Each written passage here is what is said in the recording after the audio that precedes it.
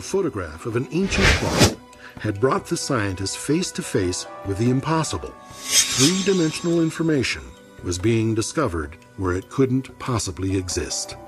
The artifact was the Shroud of Turin, and without a doubt it is the most picked at, probed, x-rayed, examined, revered, reviled, tested, studied, scanned, and photographed artifact in the world today.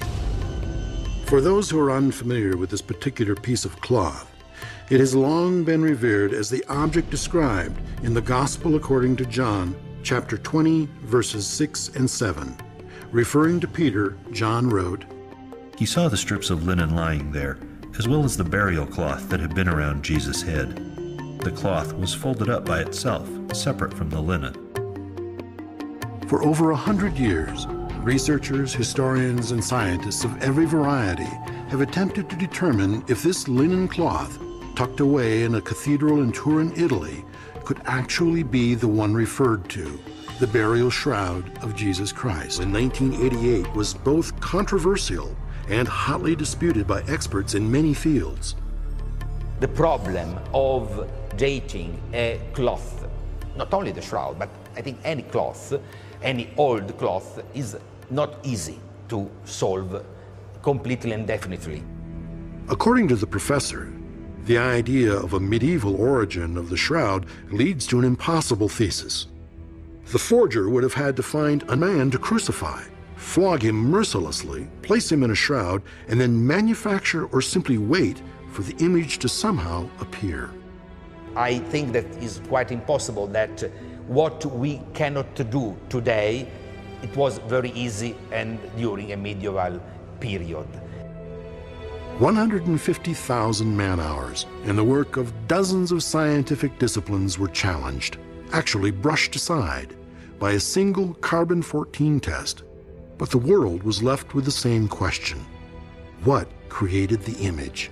And how do all of these latest scientific advances lead us to this particular artifact? What is there about the image that causes scientists to put their reputations and fortunes at risk? The resurrection itself belongs to the spiritual world, and I don't think it is the business of physics to talk about it. However, the shroud itself and what made the image leads us to a mysterious gate which opens for us, and it lets us to see a completely different world, an extraordinary world with extraordinary laws. What are those laws? And do they exist regardless of the age of the fabric? Is this purely a scientific squabble, or could it be there is something here that is far more important than the artifact itself? Is it possible that the energy and information now being detected is actually the information we need to help us overcome the problems we face today? Are the secrets of the universe, perhaps of all creation, locked up in this seemingly ordinary linen burial cloth? Can the image, now known to contain three-dimensional information, also be a quantum hologram? In general relativity, we have found that there are certain things called black holes. Now, the surface of a black hole is called an event horizon. And it's called that because right at that surface, the laws of physics seem to change character drastically. Isabel Pitzik, a particle physicist, believes the shroud has brought science to the threshold of a whole new understanding of physics. While dealing with the position of the body within the cloth, she discovered one of those mysterious properties that cannot be, yet somehow is. An interface that divides the image transport into two hermetically separate yet simultaneous actions and forces, causing the shroud to be taut and parallel on both sides, creating a true event horizon. When you look at the image of the shroud, the two bodies next to each other, you feel that it's a flat image. But if you create, for instance, a three-dimensional object, as I did, the real body, then you realize that there is a strange dividing element, an interface, from which the image is projected up and the image is projected down. The muscles of the body are absolutely not crushed against the stone of the tomb. They are perfect. It means that the body is hovering between the two sides of the shroud. What does that mean? That there is absolutely no gravity. Other strange things you discover that the image is absolutely undistorted. Now, if you imagine that the cloth was wrinkled, tied, wrapped around the body, and all of a sudden you see a perfect image, which is impossible unless the shroud was made absolutely taut, rigidly taut. Everybody thinks that the tomb signifies death. Not at all, the exact opposite. The shroud and the tomb signifies an unbelievable beginning, because in the depth of the collapsed event horizon, there is something which science knows as singularity. This is exactly what started the universe in the Big Bang. We have nothing less in the tomb of Christ than the beginning of a new universe. Some scientists believe the characteristics of the image on the shroud, such as three-dimensional information from a two-dimensional photograph, the negative aspect of the image, and the fact that the image that appears on the cloth virtually free of distortion, are basically holographic. The quantum hologram is merely a method of describing the total emissions from an object. Very much like if you look at your fingertip and you look at one of the little swirls on your fingertip, it doesn't tell you very much about you.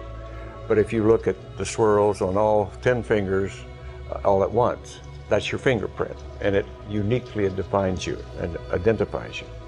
The same thing with the quantum hologram.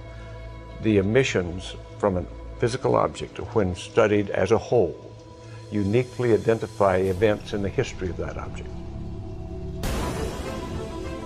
Could it be that events in the history of the Shroud of Turin are still there for us to discover, decipher, and understand?